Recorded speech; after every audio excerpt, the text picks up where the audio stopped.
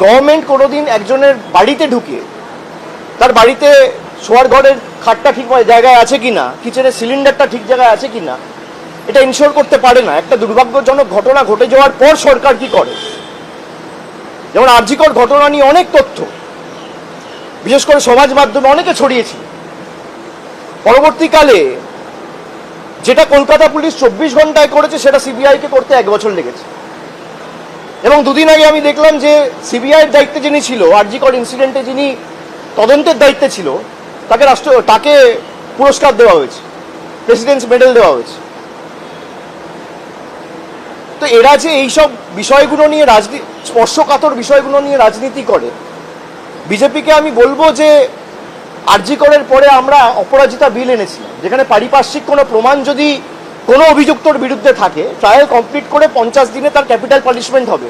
সেই বিল আজকেও প্রেসিডেন্ট আটকে রেখেছে। কেন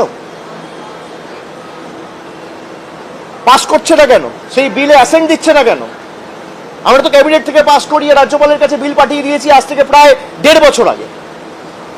সেই বিল যদি পাস হয়, সব থেকে বিপদ হবে বিজেপি, সব থেকে বেশি বিপদ হবে বিজেপি। সব ধর্ষকগুলো বিজেপিতে। বিলকিস বানুর ধর্ষকদের যখন যারা বেলে ছাড়া পেয়ে বাইরে বেরোলো, এদেরকে মালা পরিয়ে বিজেপির গুজরাটের নেতারা বরণ করেছিল। এই দৃশ্য কি ভারতবর্ষের মানুষ ভুলে গেছে?